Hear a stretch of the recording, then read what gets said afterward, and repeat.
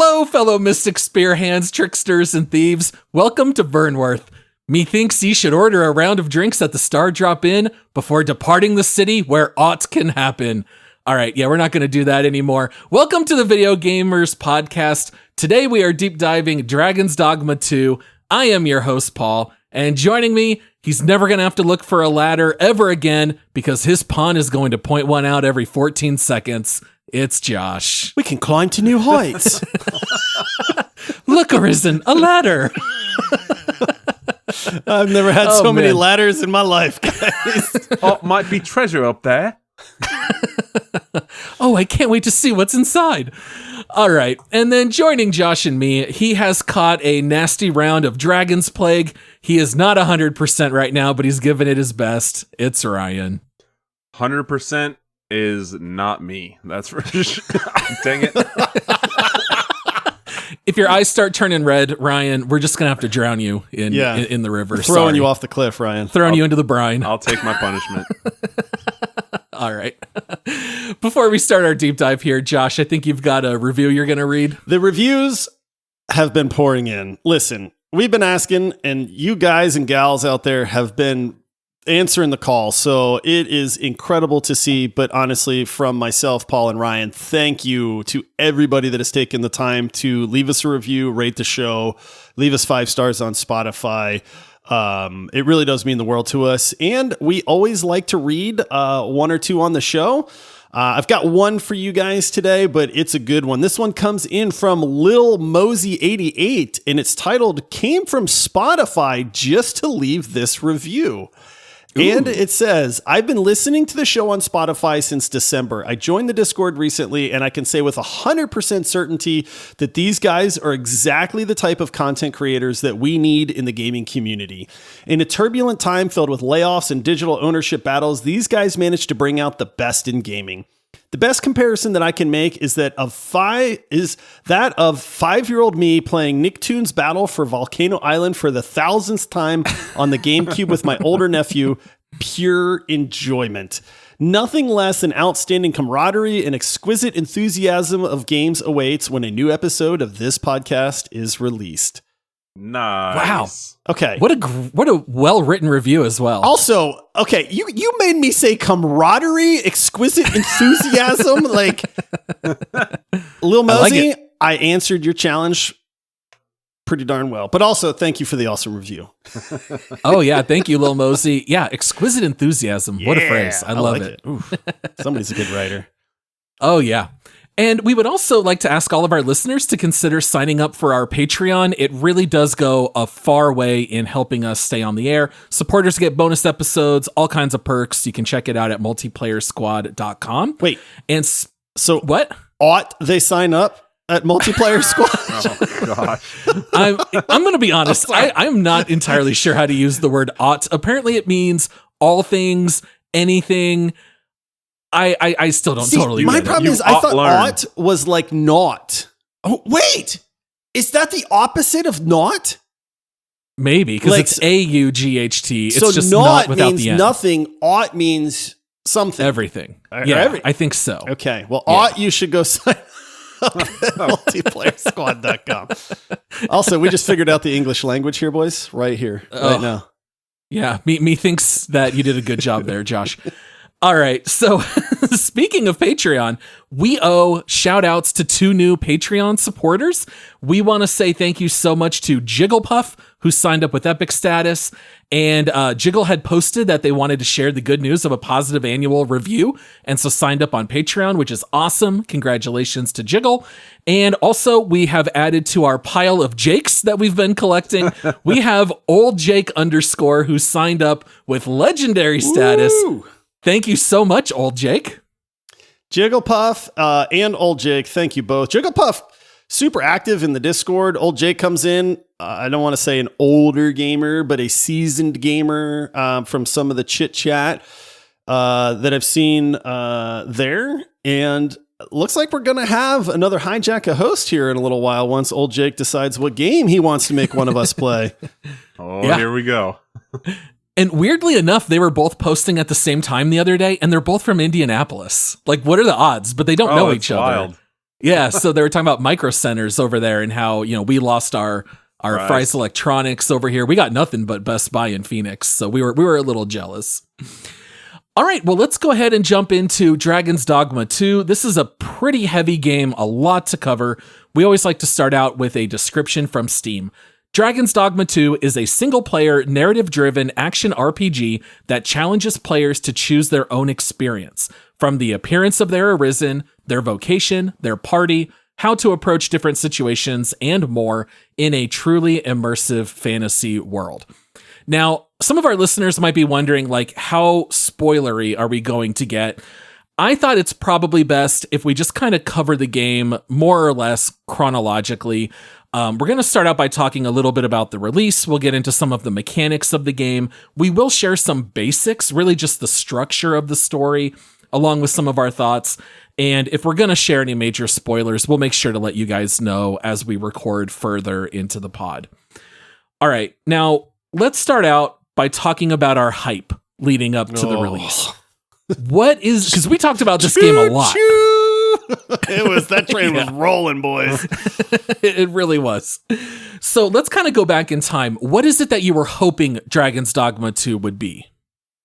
I legitimately, I think I was hoping for a modern Witcher type game with a just giant fantastical world with this political intrigue, really good combat. I mentioned this, an insane variety of monsters, little secrets around every corner, a really good gear system. I know this sounds crazy, right? But legitimately, because I think I might have been the most hyped out of the three of us for this game, I was kind of hoping for a Skyrim meets Witcher kind of hybrid, and I hate to use two absolutely legendary games, but my hype level was kind of up there for this, man. So I think that's what I was hoping for.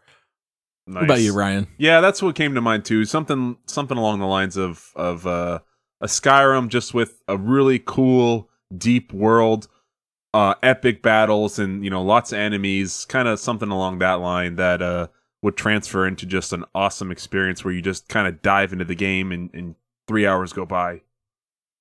Yeah, I think more or less I was in the same boat as you guys. I thought it was going to be an old school action RPG, but made modern. So they had kind of talked an awful lot about lack of fast travel, but they also said that there would be a lot of handcrafted content. So as you're retreading ground, it's not going to feel old because there's a lot to do. And I was also really hoping for a really great fantasy story, getting into that political intrigue and all that kind of jazz. And of course, big monsters to jump on top of. I know I mentioned it seemed like there was so much verticality in all of the trailers. I think in all those things we listed, I think we got some of that. Some other stuff on that list, probably not quite so much. I think all of us have different opinions on this game. And I think we all feel like it's a little bit scattered, where it did some stuff, I think, remarkably well, and other stuff really left me kind of scratching my head, why did we do things this way? I think we should also mention, when we did our auction draft of the most anticipated games this year, we all had a $200 budget. Dragon's Dogma 2 was the second highest valued game. That one went to you, Josh, at $68, only $1 behind a very nice first place $69 for Black Myth Wukong. Safe to say we were all hyped to drive up the price that much. Yeah, this game was what I would say going in with the hype level that I had, and I think for all of us was a game of the year contender, right? If we were going to say, hey, pick a game right now that you think might be a game of the year contender, Dragon's Dogma 2 was it, And so what we're going to do is we're going to break down, kind of like Paul mentioned, we're going to break down the gameplay. We're going to break down the vocations and kind of the things that worked, some of the weird choices that they made about development and stuff like that too. And, obviously, like we always do, we'll give our opinions on the game. But, you make up your mind whether it sounds good to you. And the thing that I love, and I mentioned this to Paul before we started recording because we were waiting on Ryan a little bit because he's diseased right now with the plague. We do not share with each other our thoughts on a game. it just makes it fun for us, right? Like, I have no idea whether Paul loves this game or hates this game. I don't know if Ryan loves this game or hates this game. They don't know how I feel about it either. So we're going to find out. There's a lot to cover though, man. This game is not necessarily what I thought it was going to be, but that doesn't mean that's a bad thing either. Totally agree. I had a lot of expectations, and I think this game played quite a bit different. And so I think that'll kind of help as we break things down and kind of set expectations for maybe listeners who are deciding whether or not they want to pick this up. And at the end of the show, I want us to return to the fact that Josh drafted this for $68. Like, do we think Josh got great value? Is that fair? Is that underpriced or overpriced? You know, we'll kind of swing back to that at the very end. All right, so let's talk a little bit about the release. To be fair, it was pretty wild. All right, this game was getting a lot of buzz. It was not all good. There was a lot of false information out there, but there were also some fair criticisms. The game was definitely review bombed, and for the most part, it was not over politics or anything like that. Most of the criticism was about microtransactions and performance. Now, let's first talk about a little bit of the misinformation.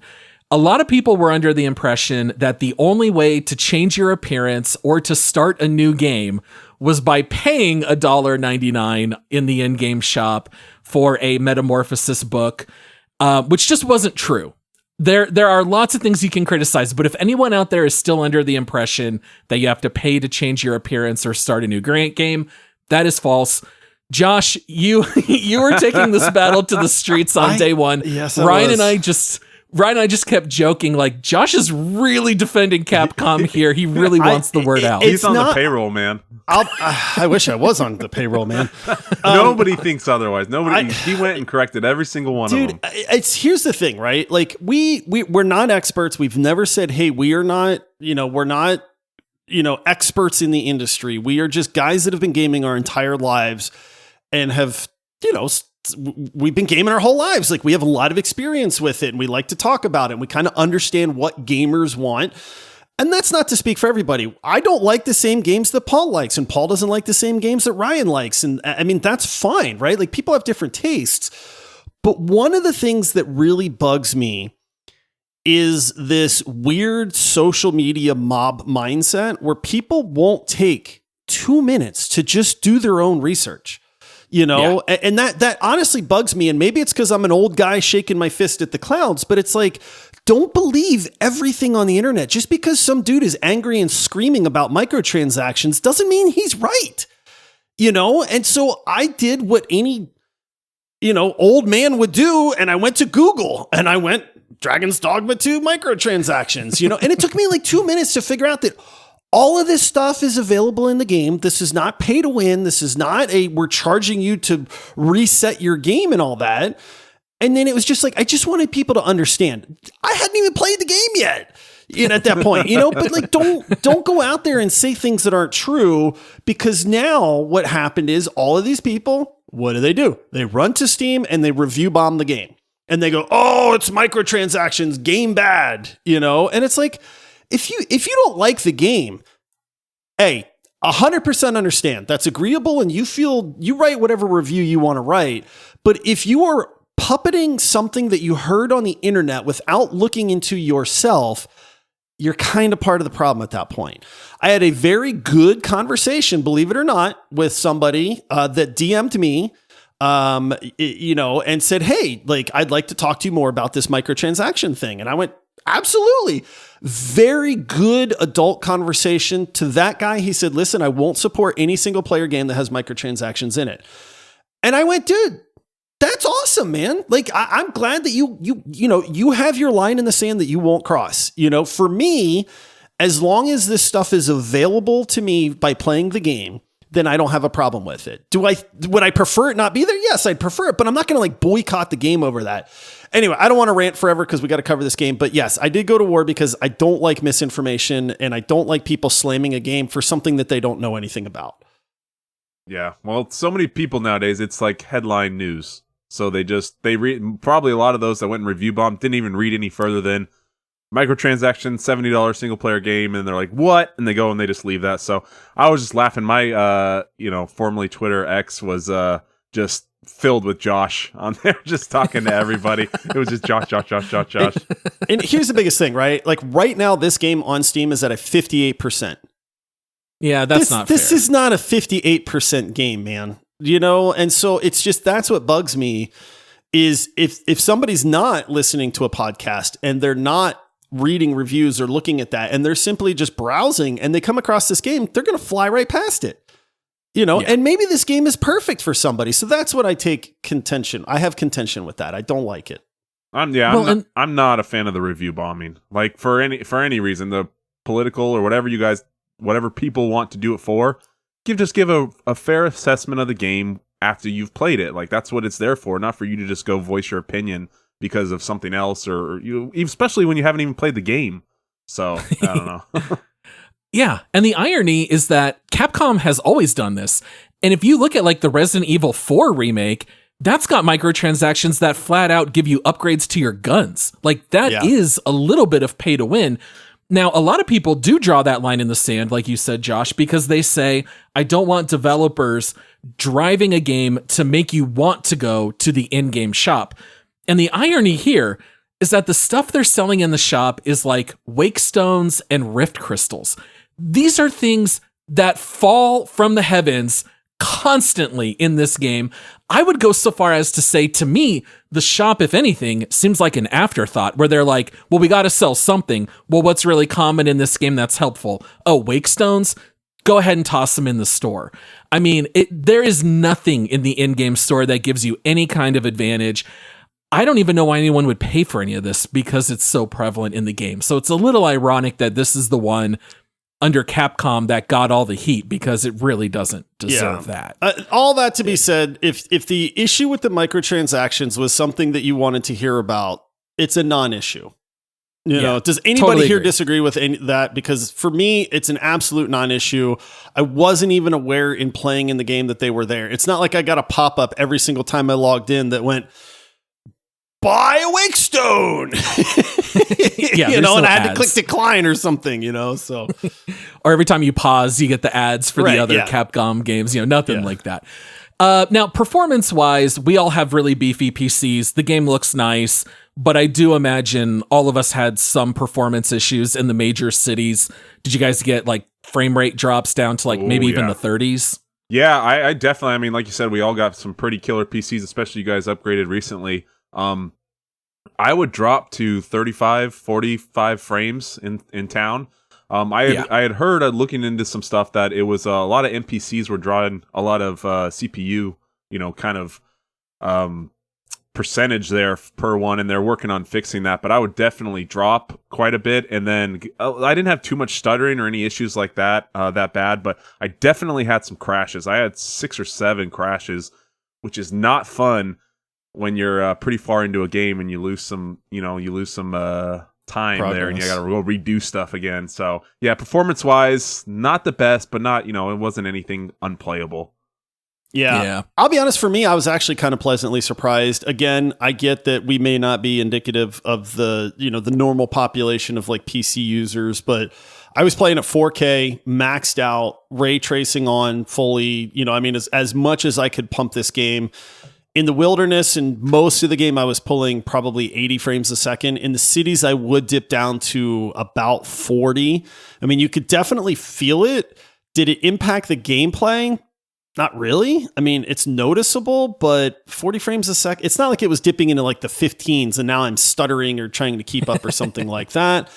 It was noticeable. I didn't feel like it was super distracting, to be honest with you. I mean, I don't feel like it took away from the game in any way. Did you guys feel like performance was ever an issue where you went, man, this game could just be better if it just wasn't slow in the cities? other than you're doing all your crashes, fighting in the wilderness. Yeah. For me, other than the crashes, there was no issues. I ended up, because every time I go in the city, I'd look at my frame rates and be like, dang it, they're dropping again. So I ended up just popping that off, so I stopped looking, and just from the feel, I really wouldn't notice, any big difference. Yeah. Well, we should probably actually get to the actual meat and potatoes of the game here. So I'm not going to go into any spoilers, but let's just set the stage a little bit of the overall story of what you're doing here. Basically, and I will admit, I have not watched videos or studied Dragon's Dogma 2 lore. I did find a lot of elements in this game hard to follow, but I think if I understand correctly, the whole premise is basically that there is this perpetual cycle that goes where every so often a dragon will come forth and starts attacking the world at large. The dragon will then select a worthy opponent where they will pierce them in the chest, pull out their heart, eat it, and then that turns that person into an immortal person who can now control pawns. Put a pin in pawns. We'll talk about them in a minute. And then that person is now called the Arisen, and they are going to contend with that dragon until they defeat it. And then the cycle just continues over the course of time.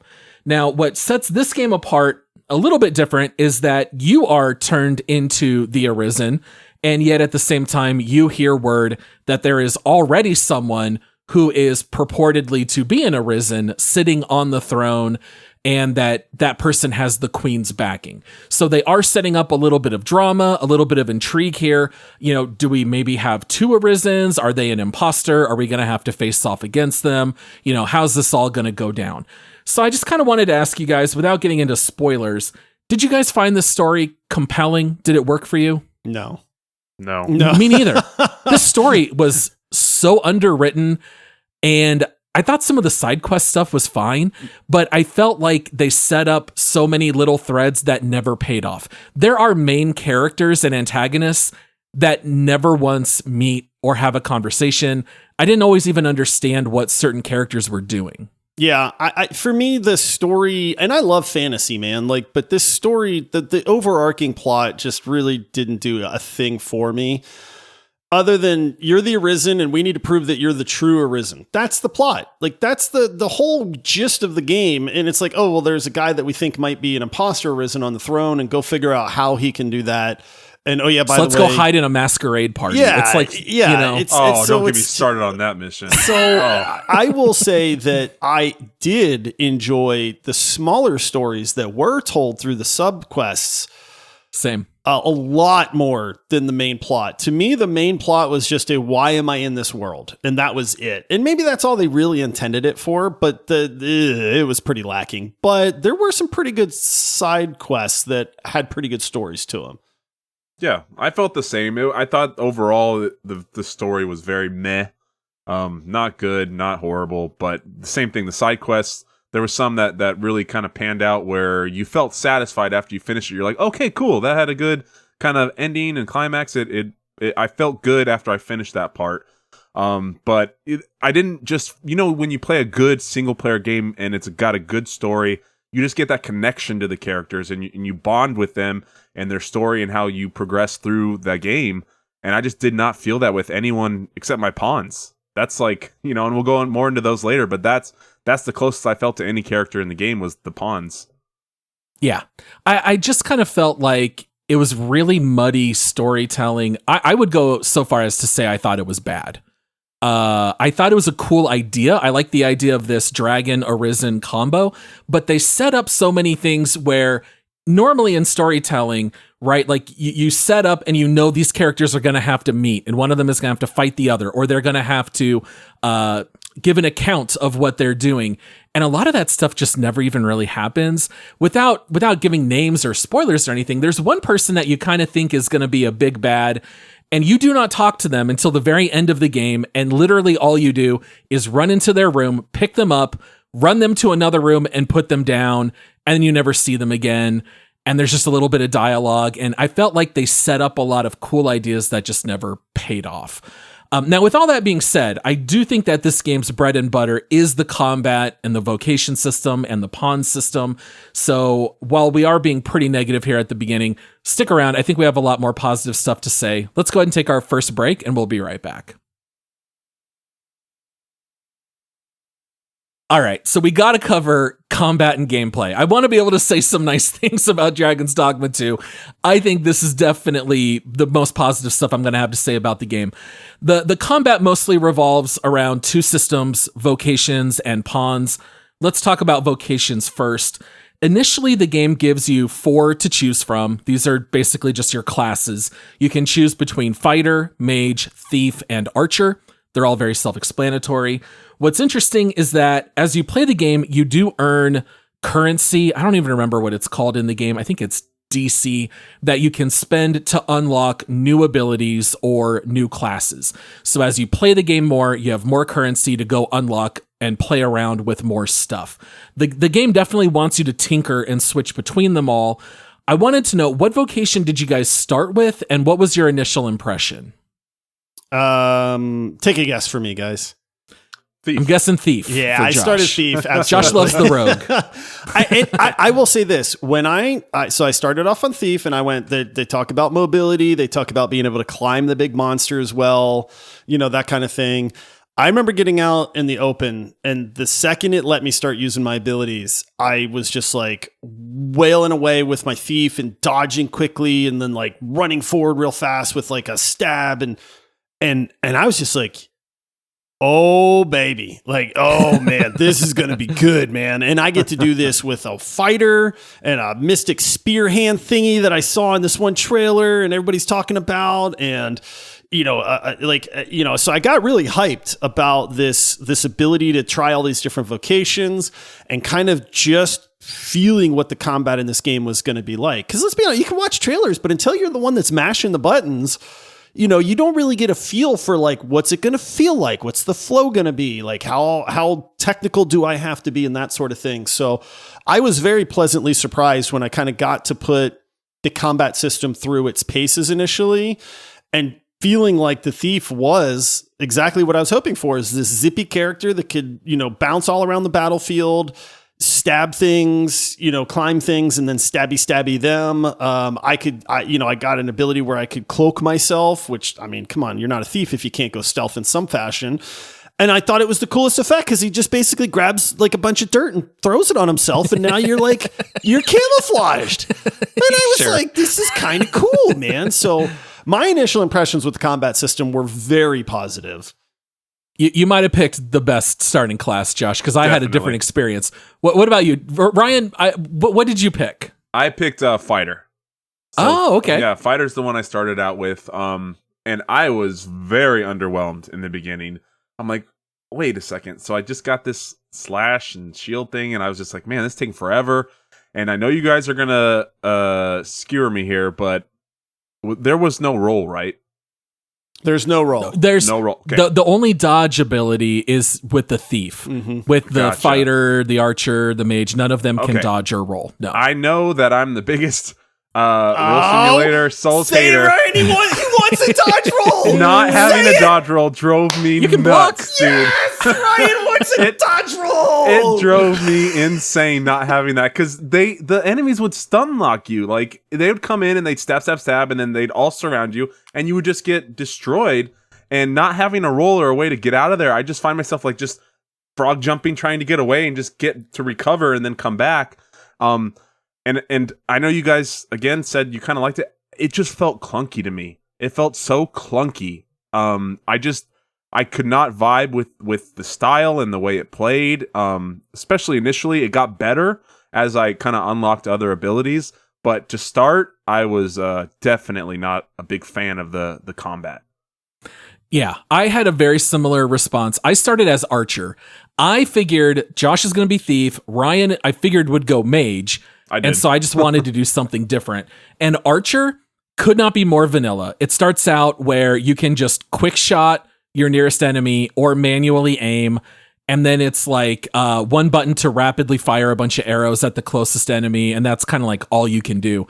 And for the first couple hours, until I kind of figured out upgrading your vocations, it was pretty awful. Ryan and I did share a little bit. I think it was on day 2 because Josh had already played like 14 hours. And I told Ryan, I said, dude, I'm like 48 minutes into this game and I am really struggling to double click Dragon's Dogma 2. Archer, I think I got up to like level rank 4. And then I ended up hopping off it. The game does let you unlock some other vocations pretty fast. There end up being 10 total. You get to unlock the warrior and the sorcerer almost immediately. After a couple hours, you get the mystic spear hand if you want to get your Darth Maul on. And you also unlock the trickster. And then In one of the weird decisions in this game, you unlock the Magic Archer and the Wayfarer way into the end game. Like, you are literally minutes away from the end of the game when you unlock that. And then I know that you have like the true ending when that's really your first opportunity to play those classes. I will say, once I switched off Archer, I went Thief, and it is a completely different game. Like, this game could not be more different in how it plays, switching between them all. I like being on the outside doing range combat generally, but playing as Thief, man, they give you the mobility. You get to jump on monsters and do these like gut and rip crazy abilities on weak spots of monsters. You get your little charge abilities. You're flying around the battlefield. Thief was 1,000 times more fun than Archer. Did you guys end up having a favorite class? I ended up maxing out Thief, and then I ended up switching to Magic Archer, which I really liked as well. I actually bounced around a good bit because I wanted to try a wide variety. It's kind of funny because I never played Archer once. It's like the one class I just had zero interest in. So bad. And I never actually played Sorcerer, because I just wanted my main pawn was a Sorcerer. So I just never felt like I was like, he's got it, man. Let him do his thing. Oddly enough, man, I tried the Warrior, which is the giant 2-hand, very slow attacks, which would normally not be my play style at all.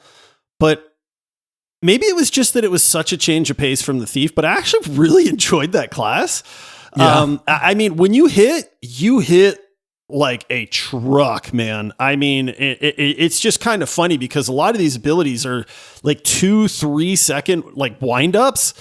And then it's like, please let it hit this guy. And then when it would, that sword would just come slamming down and the ground would shatter and like a big cloud of dust would pop up. And if you were fighting a big monster, he'd stagger backwards. And it was like, you could just feel it, man. Praying the harpy doesn't pick you up right before you get it off. Yeah, it definitely was very like high risk, high reward kind of thing.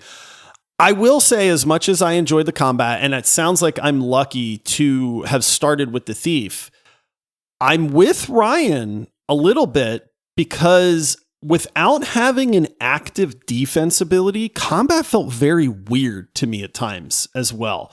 As somebody that absolutely loves Dark Souls, loves Elden Ring, this is why I was kind of screaming when Ryan was talking about needing a role, because if I have to criticize the combat, and again, the combat in this game I think is very enjoyable, so don't construe this to be something different. But when you don't have to actively try to engage in defense, it takes away this weird element because you are oftentimes fighting 4, 5, 6 guys at a time.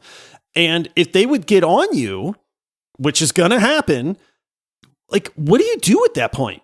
Like as the Thief, I can zip away and I can do this. But like when I was playing the giant 2-hander guy or even the spear hand, it's like, I can't dodge roll. I can't hold up a shield. I can't actively parry. Like, what am I doing? I'm just trying to kill that guy before the other 6 guys kill me kind of thing. And they do stun you and stuff. So they do. And one thing that the game doesn't necessarily teach you is that it uses traditional aggro, like in MMOs.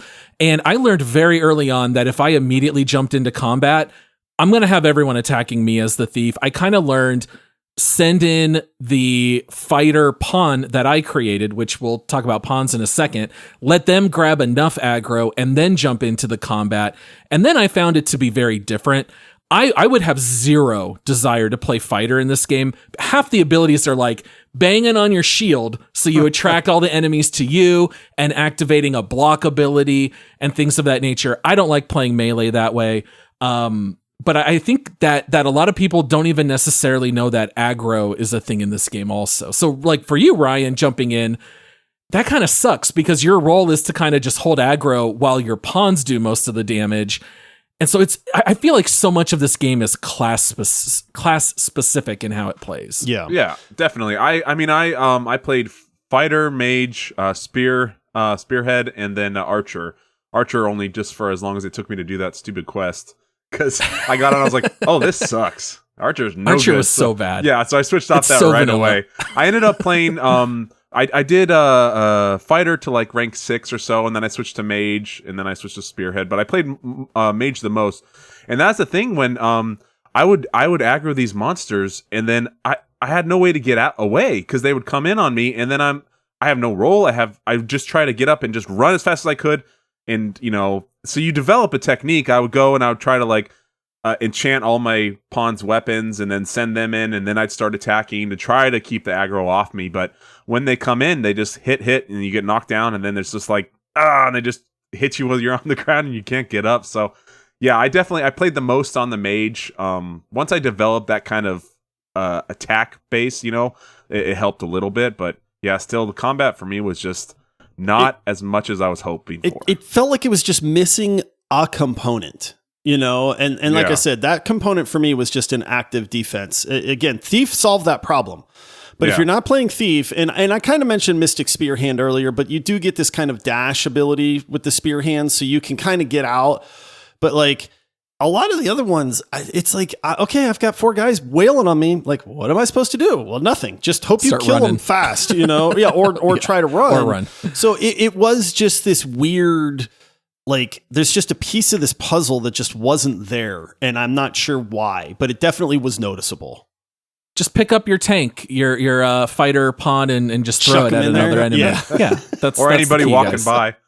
Yeah, or anyone walking. All right, I will say the vocation system, I liked a lot about it. I liked the whole idea of unlocking classes and you're not stuck in one. And I liked being able to, I just leveled up. Let me go check and see what new abilities I can get. Or, this is my favorite ability. Now I can upgrade it to a more powerful version. The thing I found weird is that the length of this game is drastically different than I thought it would be. I thought just to complete the main quest line, it was going to be like a 50-hour game, probably more akin to like a Dragon Age or something like that. The fact that there are 10 classes, there is 0% chance you're going to be able to taste all 10 in one playthrough. The game is just too short. And at the same time, you only have one save file. And so even when you beat the game, you're still playing on your old save. And so you've probably pumped a lot of gold into upgrading all your equipment. Well, guess what? Anytime you switch vocation, you lose all that gear. And the game does give you a base set so you can now use that. But I found it very hard to switch classes because you kind of felt like you were hitting a big reset button on the game. I was literally on the last quest trying to learn Magic Archer on level 1. I fought a bunch of enemies and then ran all the way back into town just to learn a couple more and then finished, the main quest line. But I did find that a little weird in the pacing. It's almost like too many vocations for this size game. I will say I did like the ability to switch quickly. I mean, if you're in just about any town in the game that has an inn, you could change your vocation, and just say, hey, I want to be a mage now, or I want to be a fighter, or that kind of thing. You would need to go and then switch gear because, if you switch to like a heavy armor class, or if you switch to a thief from a heavy armor class, you can't wear all that heavy armor now, and it would just be, with like a red square on it and say, hey, yeah, you can't use this. So there was a little bit of time spent on that, but they make it pretty easy to just say, you know what? I don't feel like playing thief anymore. I think I want to play a fighter with a giant 2-handed sword. And it's like, okay, well now I can do that fairly easy. They don't penalize you in a money aspect or any of that stuff either. So other than just the time of having to go to a town and then having to swap your gear, weight is a big issue with inventory in this game. Yeah. So I'd have to then go deposit all my armor because it's super weighing me down now. But I liked that ability to just change the feel of combat in this game kind of, I don't want to say on the fly because you can't just push a button, but it's pretty simple to do. Yeah, nice. It's nice to have the ability to do it, but the thing is, like Paul said, it's so short. You get something to a rank where you can really kind of start to figure out how that class works. And then if you want to change, and you've gone through maybe 2 classes, by then you're at like the end of the game. So you can't really get into most of them because it takes a while to unlock all those attacks and techniques to make it even worth it to play that class. So that was the big thing. And then I know it's not a big deal, but having to switch out the gear and run back and then change everything over every time just annoyed me. It's just one of those kind of quality of life things. Have a that preset. Bugged me. It's not that hard. It's gotta be able to just say, hey, I want my warrior gear now. Like, boom, done. Yeah. It should be a little easier. The managing your chests in the game was pretty annoying. Like managing your on-person inventory, I didn't find to be all that bad. But I don't know about you guys, but my chest ended up having so much crap in there. And we'll talk a little bit about why, because the game kind of punishes you if you sell the wrong gear and all of a sudden you realize you need it again later. But let's go ahead and we'll take our second break, and then we'll come back and talk about the pawns. All right, so the pawn system. I was very skeptical leading up to release about this. I don't like running around games with AI-controlled companions. I feel like anytime you see that in a game, pathing is bad, you lose pawns, they get stuck. Even in one of the trailers, I poked fun at the fact that you see a fighter swinging a sword right in front of it, and it's because there's a harpy 20 feet above it, but here this fighter thinks it can like hit it, so it's attacking the air. All that is 100% true in this game. Pawn pathing is terrible. They're not always attacking the same stuff, but you know what? I grew to really like the pawn system in this game. Them. It has some very cool aspects to it that I found very surprising. We already talked a little bit about like what kind of pawn we had, but I wanted to know, like, was there strategy that you had going into how you designed your pawn? And because the way it works is you design your own pawn, and you can also hire 2 more that other people have made. So sometimes you run across a character in the open world and they wave at you and they pledge their allegiance if you'll hire them. Or you can activate these little like rift stone things where you can sort and pick out a certain pawn that you want to take. You can favorite pawns, so that way if you dismiss them, you can call them back later. Did you guys have any strategy as far as like trying to build a team? Or did you just hire like the most attractive female characters like seemingly everyone else does? Like, how did you guys go about it? Were you watching my screen? I've watched a lot of streamers and I know what people go for. So I definitely, I think there is like a good strategy to have based on, and I know Josh kind of talked about it earlier with how he set up his, but my main pawn was an archer. So how I like to do it, because I was playing the fighter a lot, you know, you have your main as was my archer, and then I'd have a mage as like kind of a support class. They were good for the support class because they can enchant your weapons. My guy had lightning, and then he could heal. So I'd get heals and then bonus damage, and then I'd have like either a warrior or a rogue. So we got a couple tanks, some kind of ranged, and then support. So that's typically how I would set up mine. And man, I just fell in love with the pawns. I had Momo, the mage. He was just this grumpy old beast tiger guy that he just talked in like an old British accent type thing, and he was just so grumpy. Every time I would ask for a heal, he'd be like, "If no one else can do it in my stead, I suppose I can." You know, and just different things like that. Sassy. He was so sassy, and it would crack me up every time. I'd be like, "Oh, shut it, Momo, get over here!" And I was just talking back and forth with them. So I definitely had a blast with the pawn system and swapping them out and stuff. So I think that was one of the things they definitely did well in this game. And other than, you know, they were kind of blind sometimes and just going off nowhere. I tried to lure an ogre over a bridge and drop the bridge, and my pawn wouldn't come to me, and so she just fell down into the water too and died. So, they fall off all the ledges all the time. Yeah, all the time. Yeah. These are some plummet to their death. There's some depressed pawns, man, because they are they are ending it very often. I'm with you, Paul. I said before, I do not like having AI companions. Just let me be my character. I'll tackle the challenges.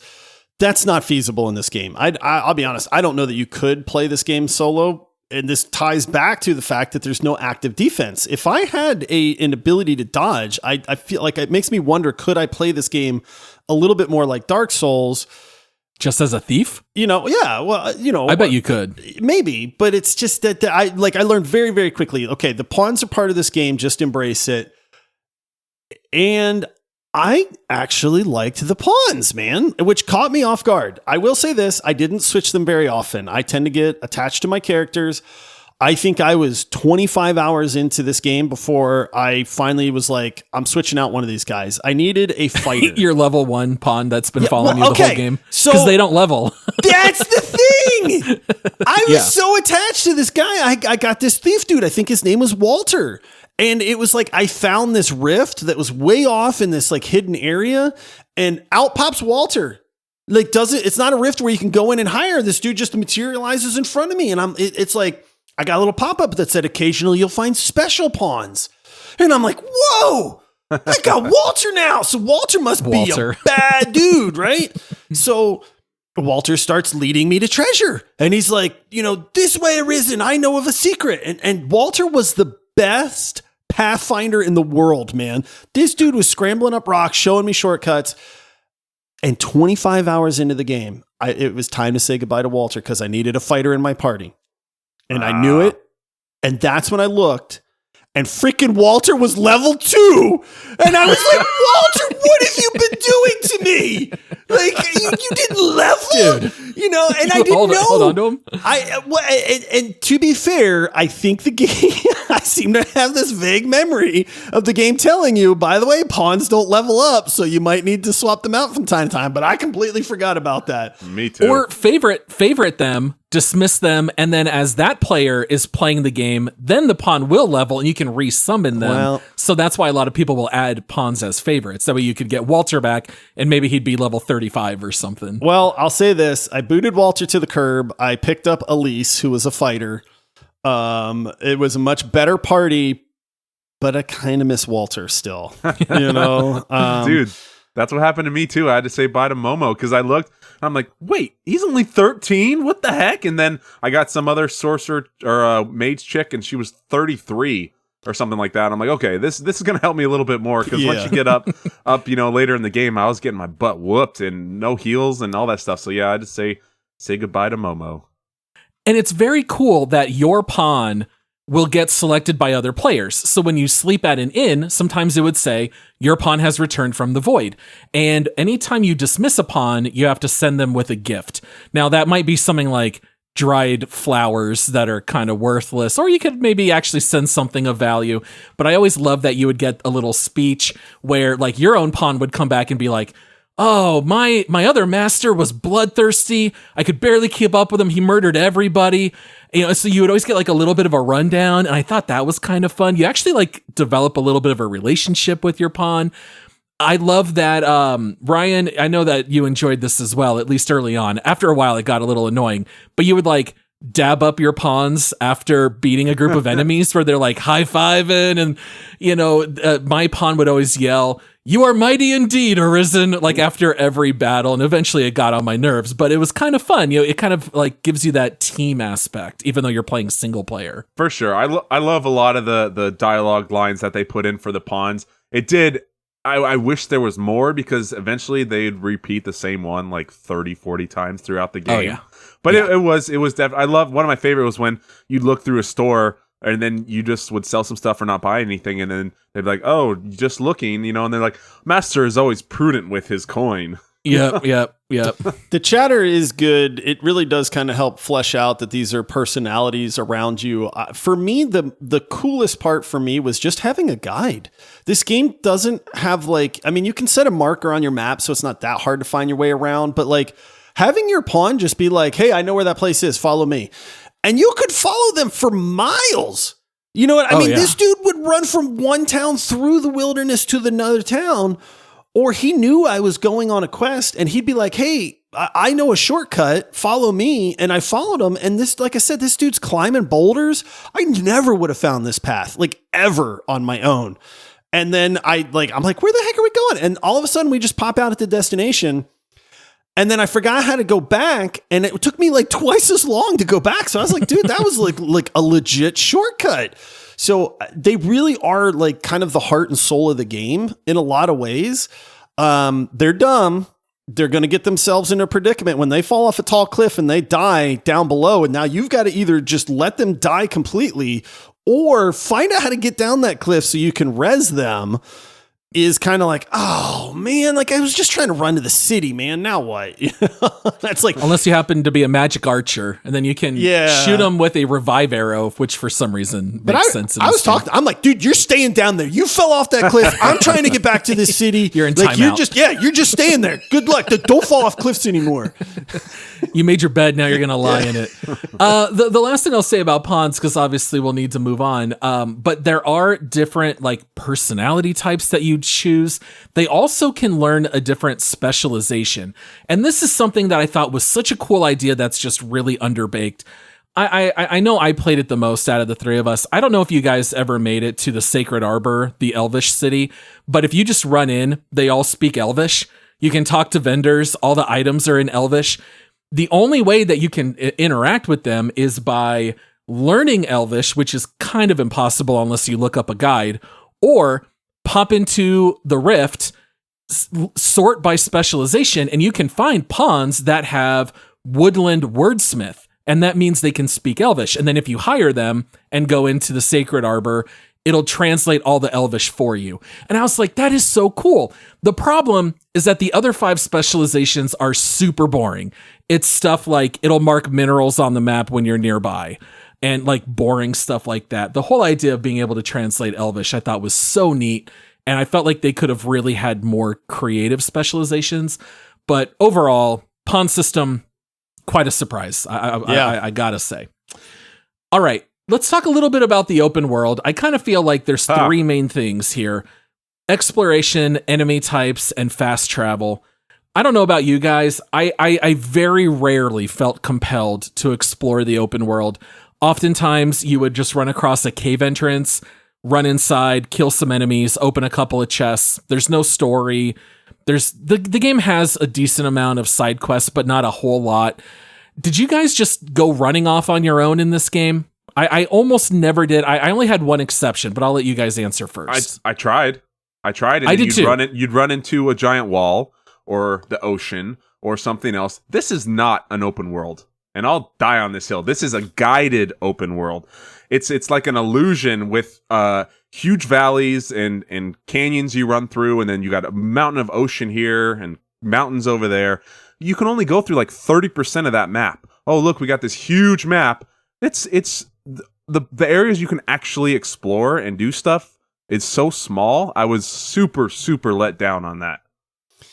It's interesting because they use water as a boundary a lot of times because you can't go through like semi-deep streams and stuff like that because they have the stuff called the brine that like swallows you up and then, you technically die without dying kind of thing.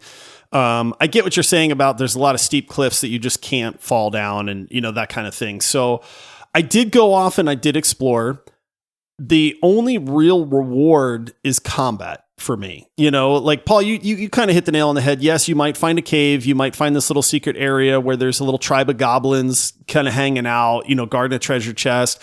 At one point I followed this riverbed down. And then there was a dragon at the end of the riverbed. And I was like, oh, well, this is cool. What's this dude just chilling down here for? And so I got a really fun fight out of it. The gear in this game is not it's not super rewarding. To be honest, it's not like I got this new piece of armor and now I feel really tough, or it gave me this cool new ability or something like that. Like, it's fun to get a new weapon. I mean, especially as a thief, I got these poison daggers that were inflicting poison. And then I found these chill daggers that would slow things down and you can see the effects on them and stuff like that. But like all the other armor pieces I felt were like almost cosmetic in nature. Like they just didn't feel like they made any kind of impact. And it's funny because even your pawns will say when you clear out a cave and you get to a treasure chest and you find a potion or something, even your pawns are like, we ought not to expect to find great treasure at every turn, and it's like, and then like, yeah, but I want to find great treasure at every turn, like I just did all this. It was fun to fight, but so like, yes, you know what I mean? Like the reward is the gameplay and the combat in the game, but the reward for exploring, other than very cool vistas, I mean, this game's beautiful, like there's just not a ton of reward other than just I get to fight more. That's my opinion on it, at least, is it's like it's a little underwhelming. Now, they showed this in the trailer, so this is not a spoiler, but there's the Sphinx, and the Sphinx, you have to explore a little bit to find the Sphinx. And this is where you'll find some of like the bigger monsters and things like that. But it did feel a little underwhelming to me.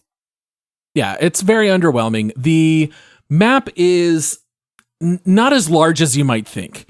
And I felt like it was going to be bigger with more to find, but they did say everything's handcrafted, so that immediately shortens how much they're going to put in. The one exception is the Medusa cave. So as I'm running around, I start finding enemies that are frozen into stone. And if you hit them with a weapon, they kind of shatter into dust. And then all of a sudden, as I'm looking around, I'm finding more and more. And now I see a cave. And of course, I'm going to go off the beaten path. I go in there. It's a Medusa. I fight the Medusa. I'm the thief. I jump on top. I'm fighting her. I chop off her head. She's dead. And now I loot her Medusa head. And I can turn enemies into stone. Now that was incredible. That is the kind of exploration that's super fun. You get this fun boss fight. You get a really unique item in the game. It's not just a wake stone shard, which is kind of like, or like a fairy stone, which is like best case scenario. That was incredible. I'm sorry, the Sphinx quest lines are kind of BS. You have to follow guides. There's no way. And the fact that they punish you for not remembering where you looted your first Seeker token is really dumb. I don't think that's a spoiler alert. Fair warning to everyone out there. Remember where you get your first Seeker token, because you have to return to it later. Yeah, the exploration's not really there. Enemy types? No. This is ironic. I said this game seems to have so many enemy types. Well, guess what? If you've watched the trailers, you have seen every single enemy in this game. You have seen every single boss fight. There is not a single thing I saw in this game that I did not see in trailers. I would say 99% of the time, you're just fighting wolves, goblins, harpies, and bandits. Throw in the occasional ogre, cyclops, minotaur, griffin, or drake. That's really about it. Now, if you do the true ending, they do start throwing new enemies at you. But I actually found enemy types to be really underwhelming as well.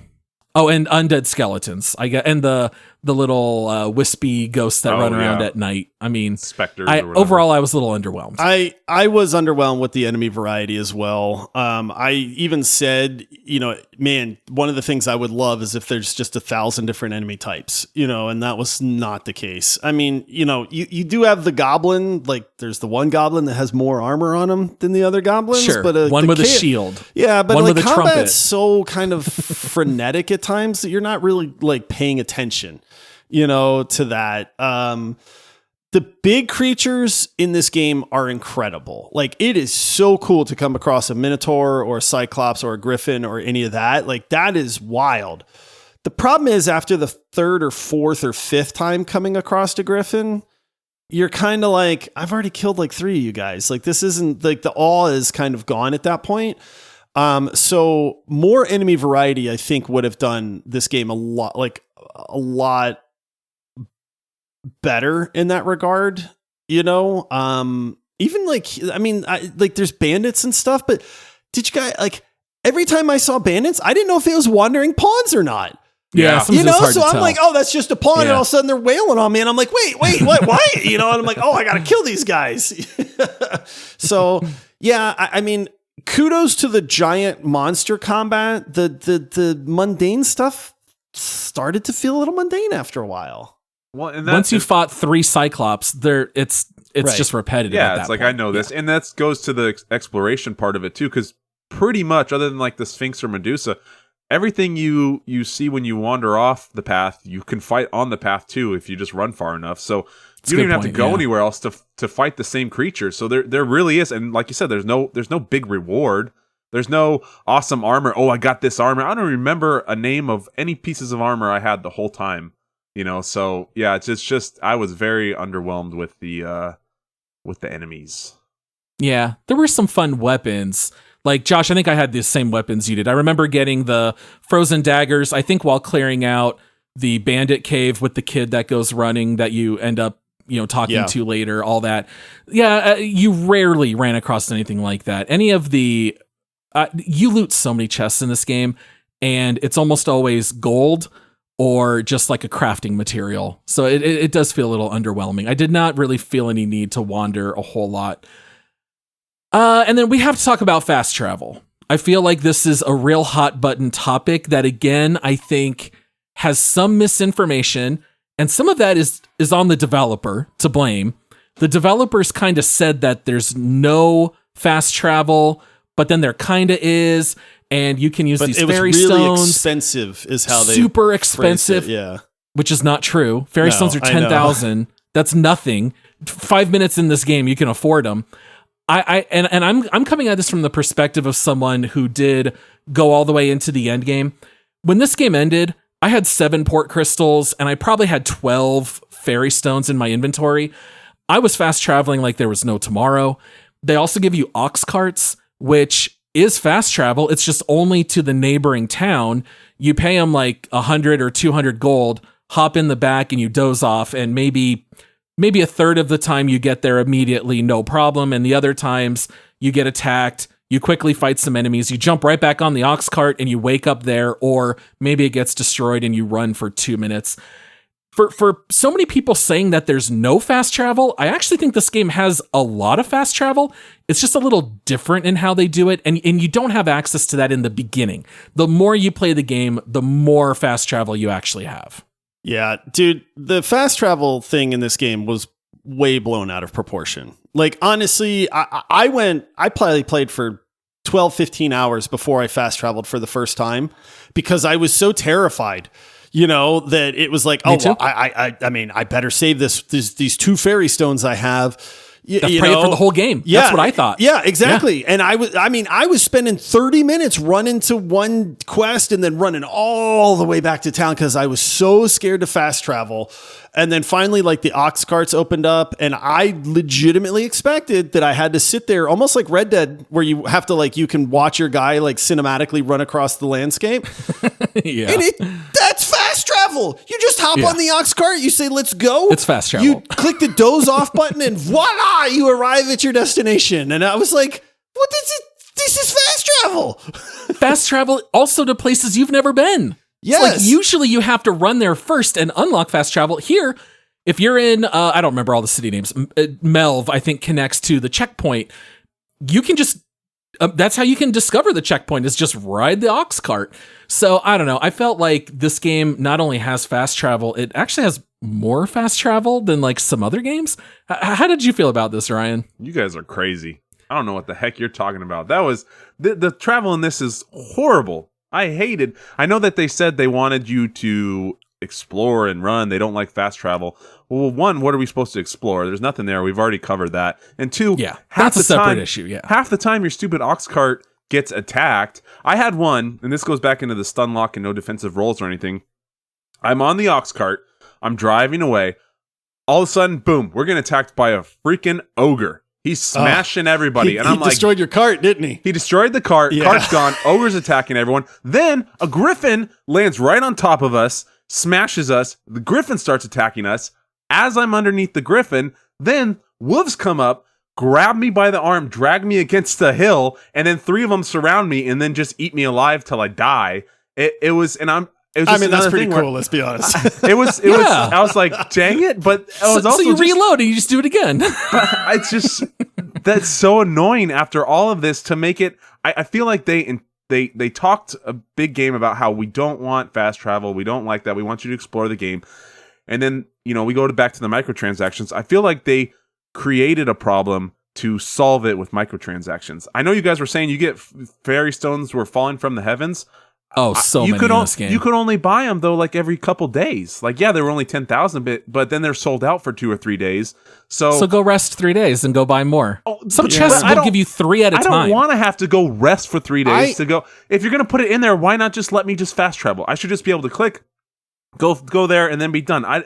So many times I was out of fairy stones when I used one to get there to do this quest, and then I'm like, crap, I got to run all the way back now. And we also left out one important thing. These port crystals, you can place anywhere you want in the world, and they're not permanent. You can pick them up and move them. So if you're running quests for the Sphinx, plop one down right next to the Sphinx. You don't have to run up there anymore. So you can actually place your own custom fast travel.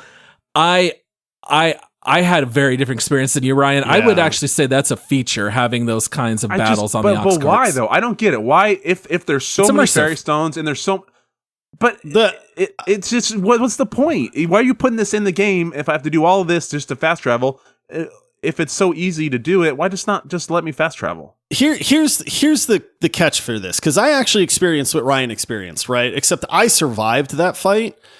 And I was going from the major city to the checkpoint, which is a long run, dude. I'm talking like a 20-minute run. Oh, I did that one. And my ox cart got attacked about a third of the way there. And it was like, I can either run back to the city and try to take another ox cart, or I'll just finish this trek. And I was like, you know what? I'm just going to run. But to think that I was going to fast travel and then be stuck running for 15 minutes because an ogre smashed my ox cart was a little disheartening, man. You know, like I took the fast travel because I wanted to save time. I'd already made this run. I've already, discovered the checkpoint city. So, but then it's like, dude, you telling me I got to run 15 minutes now? Like to go to where I was going to go? There's nothing along the way. Like the world being interesting is kind of a lie because the roads are not interesting, especially at night when it's all dark and you can't see nothing anyway. So all I'm really doing is wasting 15 minutes of my life at this point to run to the city with zero like reward. It's not like, whoa, this is the most interesting run I've ever seen in a video game, guys. Like, so I get Ryan's point. I'm with Paul in that the fast travel was actually way easier and more prolific than I thought it was going to be in this game. But I don't understand why they decided to limit it. It's either like just give us fast travel and say that we have it, or don't. I'm really glad they gave it to us because the whole like, oh, well, if your world's interesting enough, people don't need to fast travel was not really true. That's not true. No. What's funny is sometimes I was rooting for my ox cart to get attacked because like if you had to go visit Luz, it's kind of like the halfway point between the checkpoint and Bak Batal. And so sometimes I would just fast travel back and forth until my ox cart got destroyed because then you'd be closer. Yeah. So it's actually a feature in some cases to get attacked. But in any case, obviously we'll have to move on here. This is my favorite topic that I left because I feel like there's so much about this game that we haven't even touched because it doesn't fall underneath like a specific category. I just want to open this up to random things that are awesome and random things that suck. Do you guys want to start with the good or the bad first? Which one do we want to cover? Let's end on a positive note, right? Let's all right, rant bad a news little bit first. Here. Yeah. Well, I'm gonna all head right, out. let's each. Yeah. What are some things that you guys thought was bad or left you wanting, other than fast travel for Ryan and loot for Josh? I'll start then. So for me, just some of the design choices in this game made zero sense, man. Don't claim that your world is so interesting that I don't need to fast travel. Like, going off the beaten path, yes, I'm going to get into fights. That's fun. I've already said I enjoy the combat in this game. It's really cool when all of a sudden a Minotaur just, is there and it's like, whoa, this is going to be an interesting fight. But other than, a chest with a potion in it, and I barely ever used zero of the buff potions. The only potions or buffs that I ever used in this game were the healing potions, to save myself from dying. I also found the combat to be overly easy in this game. The whole game's too easy. Ever died from combat. Like the only time I died consistently was because I had come across a Minotaur at night, and I don't know if I didn't have the right party composition or he was just really tough. But you're level 2 Walter. Yeah, that honestly could be part of the problem because he was wrecking me, and I didn't have a warrior to like keep aggro either, maybe. So, part of that might be my fault, but I found the combat to be way too easy. These over the top cinematic giant monster fights, they're neat, but like there's no tactics involved with those, right? Like if you climb up the monster, I'm smashing Y, and Y is just my thief plunging my dagger in, pulling my dagger out, plunging my dagger in, pulling my dagger out. And so other than like the golem where you have to like do that at certain parts of the monster, there really just wasn't it was cinematic, but it just wound up being kind of mundane after a while, Too simplistic. Yeah. And so, I had an issue with the difficulty curve. The gear system in this game is not the best. Like I liked my little chill daggers that I got, but again, the armor doesn't matter.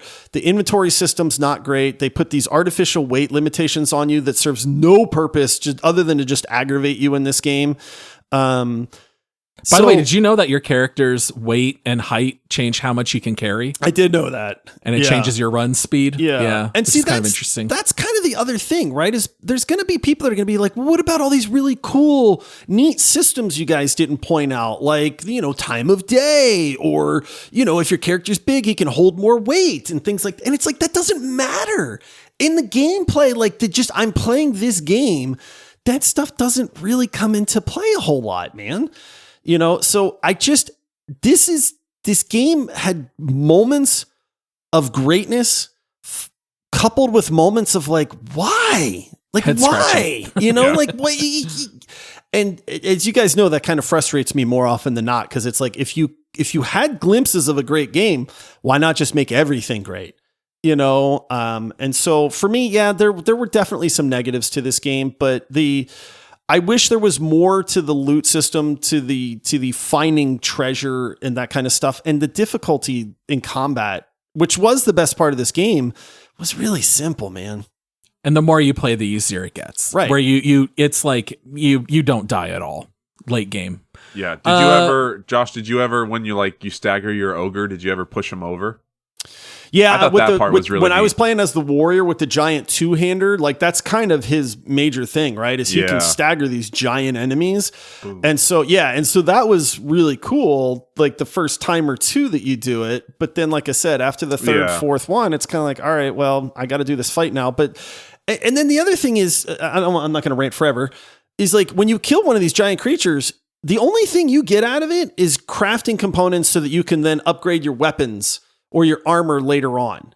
But it might be a type that you'll never use. Right. Yeah. Maybe it's only for trickster armor. And if you don't like trickster, that's no good. But combat's too easy anyway. Yeah, so you I don't don't want to upgrade my stuff anymore, because then I'm just steamrolling things even harder at that point. The game was so much easier than I thought it would be. Yeah, it was for me as well. Yeah. Well, since Ryan's blowing his nose, I'll throw out some of my things that suck. There's no morality system. It's sorely needed in this game. Yeah, it is. You can pick up city guards, chuck them into the brine. They're dead. No one cares. Little bit like in Hogwarts Legacy, you can cast dark arts curses everywhere, even in front of your teachers, and no one bats an eye. I really wish that it had a morality system. Did you guys think initially that the camps were one-time use? Yes. Wait. Dude. Wait. This is the only time I died a lot. They're not one-time use? No, they're unlimited use, them dude. Unless they get destroyed. You're talking you get the camping kit. Your camping kit. That's super heavy. Yep. Were you carrying like 7 of them? Like completely I would bring unnecessarily? like 2 or 3 with me and then my guys are all overloaded because they're the freaking heaviest things ever. No, yeah. See, you end up looting so many different types that you'll end up, like carrying all these camping sites. In the beginning, I remember being like, oh man, I just fought that cyclops. I've only got half my health meter, because over time you don't just lose health. It lowers your max health until you camp or sleep at an inn. And I would be like, this is the closest camp to Vernworth. I don't want to use my camping kit. I only have 2 of them. And so then I would keep fighting. Now my game is saved in a bad spot where my max health is just one shot. And then once I learned that the campsites are not disposable, I couldn't believe it. And it's something that a lot of people have mentioned. Another thing here is just simply there's a lot of stuff to miss. A little bit like Elden Ring. Sometimes you have to keep talking to a guy and then they give you info that you need for your quest. And there's really no indication. You talk to a guy, you're discussing the quest and the conversation ends. And then I would run off. And I had a unresolved quest that I looked up after I finished the game. And it turned out I had to keep talking to him and he would have given me more information. Last thing I'll say about bad stuff. Sometimes your pawns just, or enemies or your pawns just kind of go wild. So like if you pull out your weapons, sometimes like guards will draw their weapons and they'll be like, how dare you furnish that against me or whatever. But sometimes late game, like a griffin will attack the outside gates of Bak Batal. And now I'm just fighting the griffin with them.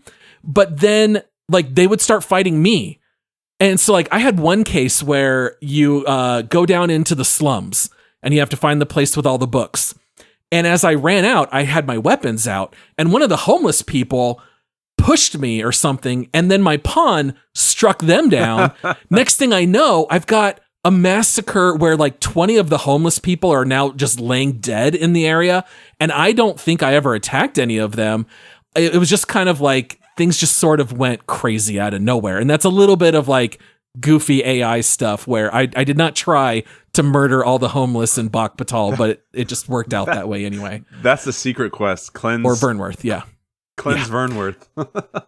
All right, and then what about good stuff? Because I think there's some really fun stuff. Did we hear Ryan's bad stuff? Oh no, because that's right. He's blowing his nose. You've heard it the whole podcast.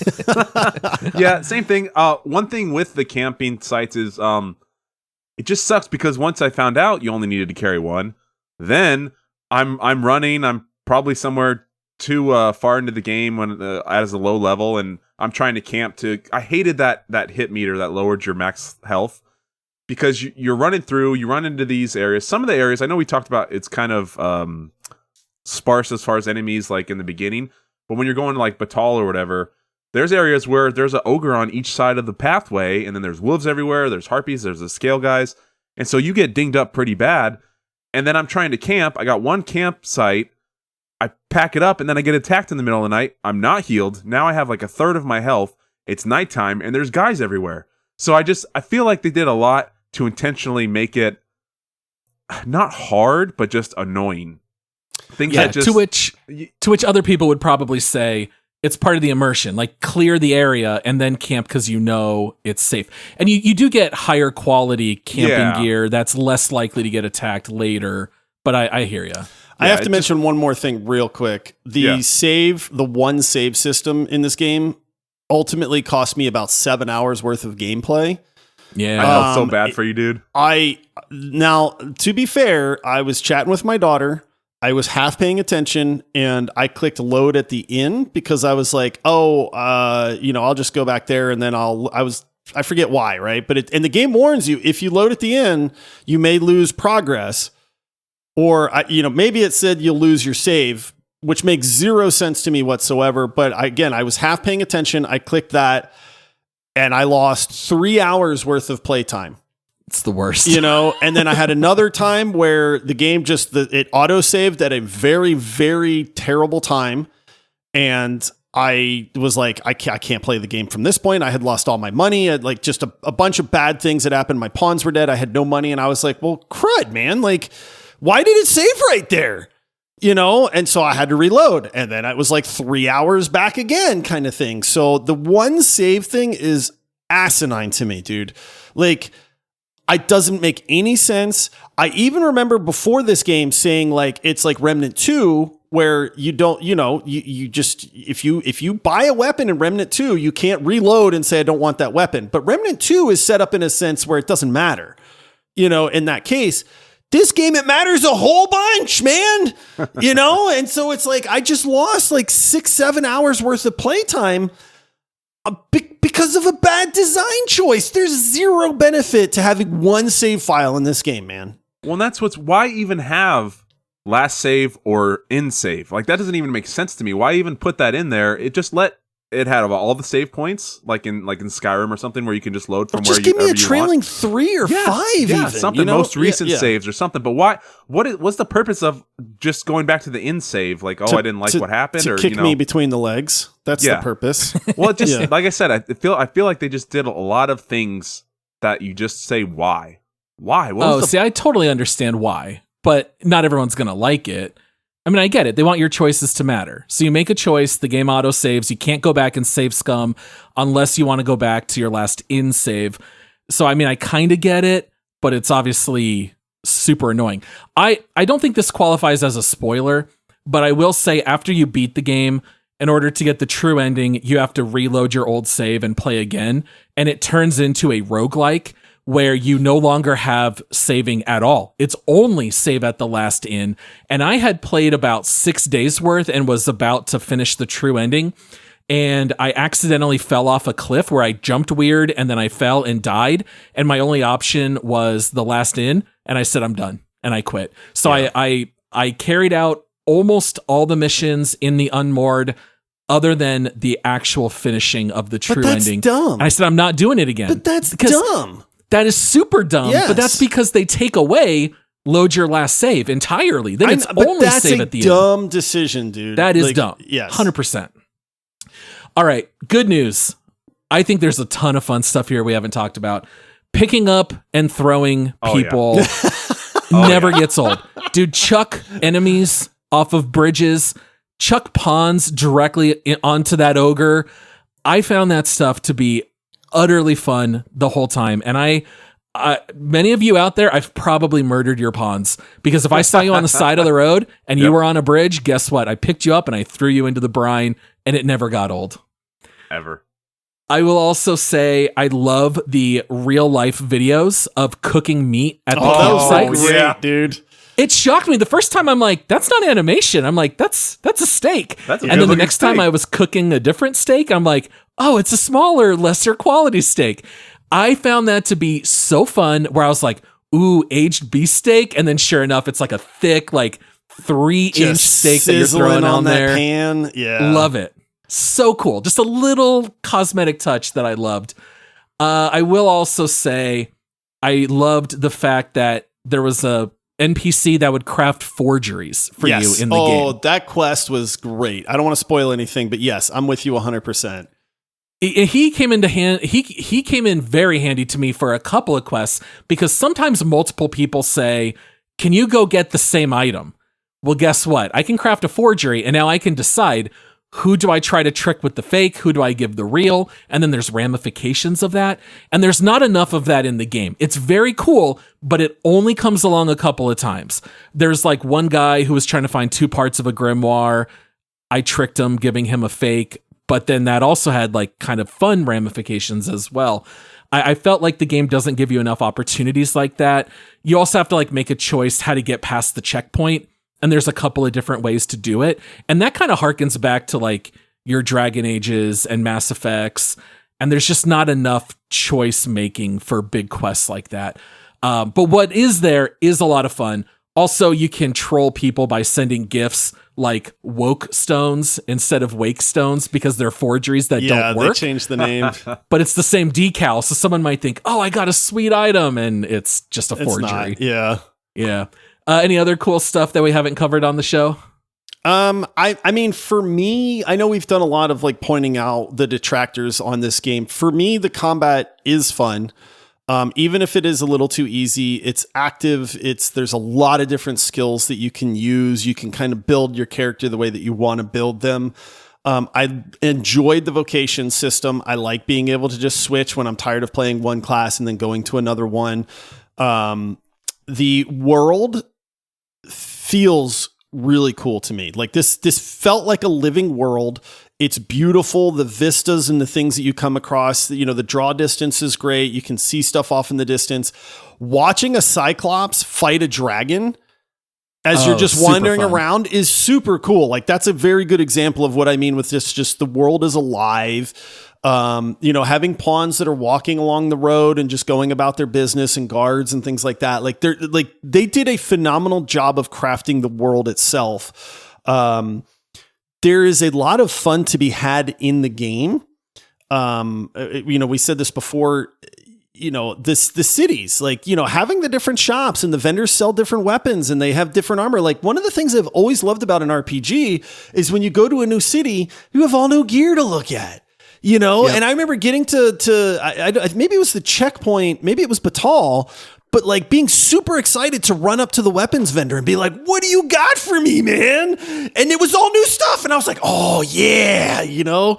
So like, that's really cool to me as well. I mean, there is a lot for this game that definitely works in a lot of ways. Nice. Yeah, I was going to say I know I've been poo-pooing on this game quite a bit, and I admit I got Dragon's Dogma sitting right there next to Helldivers, and I got to click Dragon's Dogma, you know, to come in and play, but I fell in love with the pawns, and I love to kill the NPCs and throw them over the cliffs. That was probably one of my favorite parts. Warning, though, be careful, because you could kill a questline NPC, and that's what I did, and it took me a while, and then I finally asked Josh, I'm like, hey, dude, I know I can get these NPCs back somehow. Where do I go? And he's like, oh, yeah, you got to go to the morgue here and pay this Use a money wake to get them stone. back. Use a wake stone, and I'm like, dang it. Yeah. So just be careful, people out there. If you kill the NPCs, that's a questline one. But it was just, to me, the some of the little things I found really cool. Again, with the pawns, like if you get put to sleep by the harpies, you know, your pawn will run over and she kind of shakes you to wake you up and helps you up. And the comments and the dialogue we've gone over. So that was a lot of the stuff that I thought was just really neat and kind of made the game for me.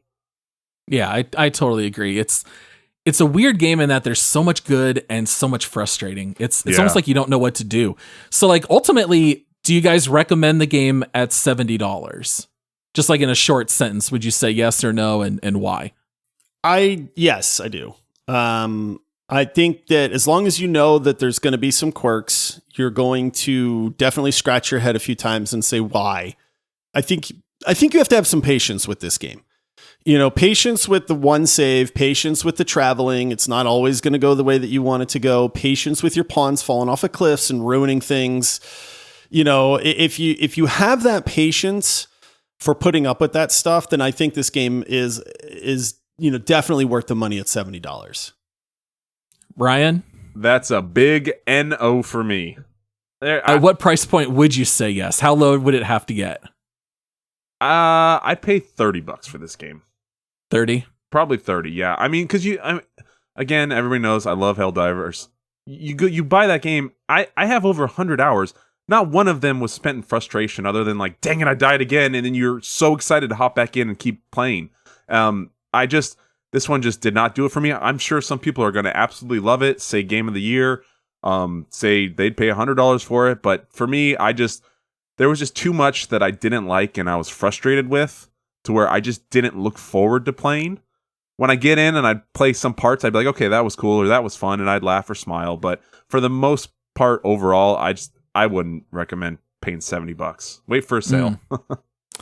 I would say yes, because I do think that this game does a lot of unique stuff I haven't seen anywhere else. The way that you hire and dismiss pawns, some of the boss fights are incredibly fun.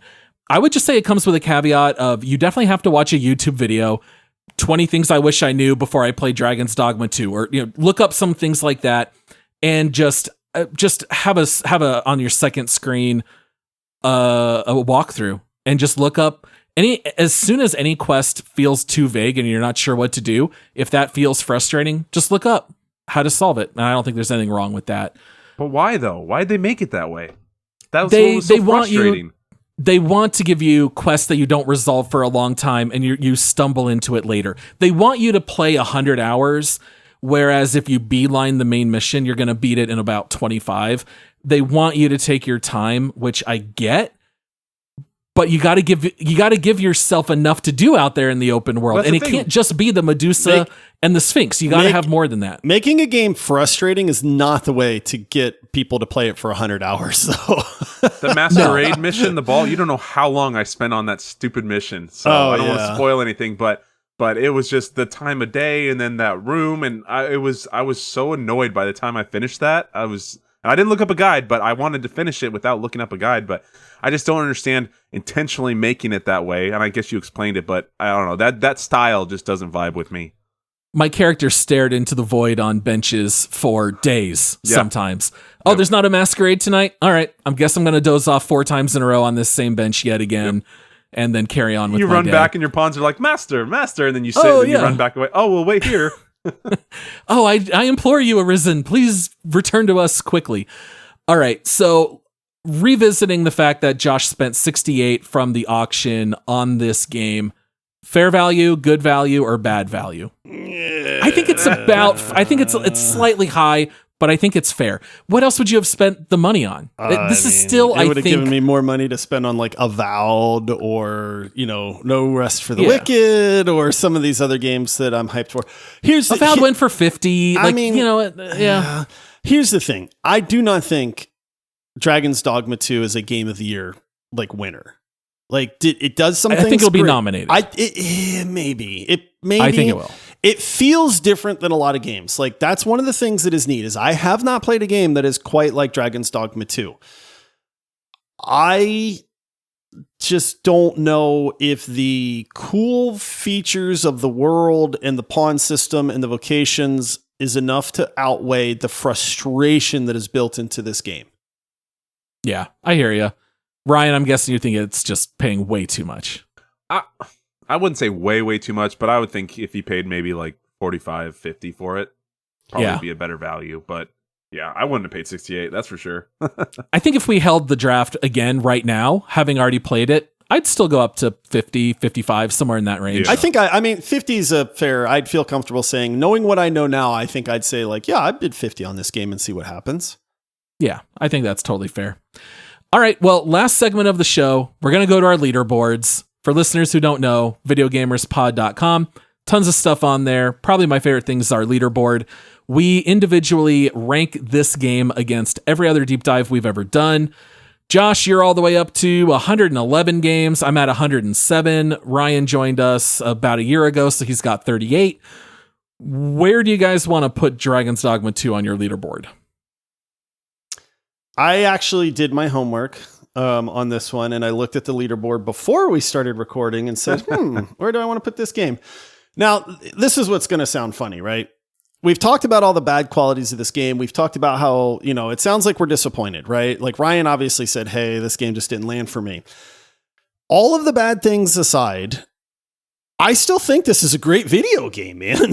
I agree. like honestly, people can be like, wait a minute, but you guys weren't saying all this stuff. And it's like, part of our job is to point out what doesn't work in a game so that you can make the decision whether you think this game is worth it for you or not.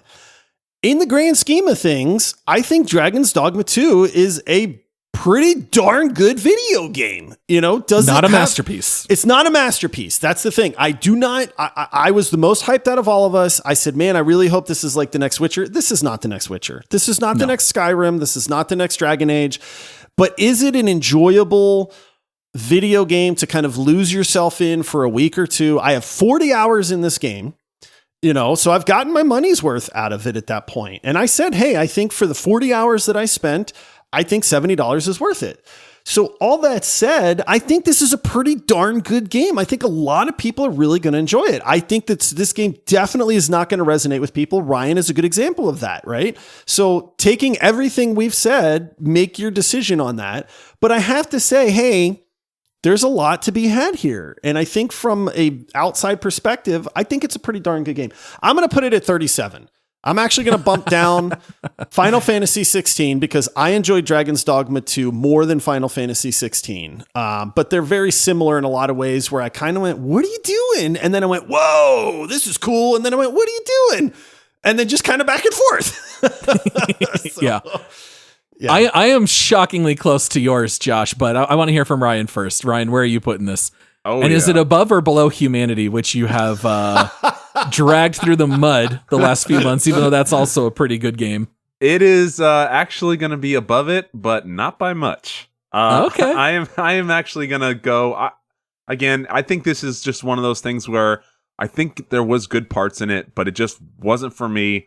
Too much frustration, too much vague missions. I just wasn't what I like to play and the style I like to play. Having said that, I'm going to put it at 33, which hearing Josh's, you think that's pretty good, but my list is a lot shorter. So that's near the bottom. Yeah. 33 out of 38 or I guess 39 now doesn't sound quite as good. I would rather play 1,000 other games, and this is 100% uninstalled and I will never touch it again. So you'd rather play Rocket League, Monster Hunter World, Cuphead, Halo Reach, but you would play this over Deathloop, Battlefield 2042, and certainly Pacific Drive. Oh, yeah. All right. Well, Josh put it 37 on his. I'm putting it at 36 on mine, and I'll tell you why. To me, that is the end of my leaderboard of the great games. So in the 30s, I've got stuff like Splitgate, Divinity Original Sin 2, Risk of Rain 2, Left 4 Dead 2, and then I'm putting in Dragon's Dogma 2 at the end of the great tier, but I am putting it above stuff like Far Cry 5, Dead Island 2, Broforce, things like that. I think that this game does some great stuff. In a weird way, it plays like a game from 15 years ago. Yeah. Like, it doesn't hold your hand. It's kind of frustrating. They choose to make it that way. It's going to land for some. I think there's a niche audience here that this is the greatest game they've ever played. And those are the people that are different gamers than us. I totally get it. But for me, I'm going to say it's right in between really good and great. And I'm going to put it at the very bottom of the great tier. All right. Does that cover everything, guys? I mean, this is our longest show we've had in a long while. one. Oh, one more thing. The Old English. I know me and you were talking about two Paul. are so that was thinks. so upset, man. freaking annoying. Methinks is a crime. Oh, no yeah. one should ever say methinks. That was like a grater on my eyeballs. That's how it Methinks felt. ye ought not complain about the Old English in a video game that's from a fantasy setting. Oh goodness, the aughts and the methinks drove me wild. AUGHT. All right, well that wraps up our deep dive on Dragon's Dogma 2. We hope you guys enjoyed this very long episode. As a reminder, please check out Patreon at multiplayersquad.com. Make sure to rate us 5 stars. Follow us on socials at VideoGamersPod. Our next deep dive, we have not released the name yet. It is a Hijack a Host. That one will either release next Monday or the Monday after, where we do the pre-dive and we'll announce what game that is. And of course, we always have a new episode on Thursdays for This Week in Gaming. So please go check that out. And until next time, happy gaming. Methinks. See ya. No, you stole mine, Ryan. Butthead. All right, see you, everybody.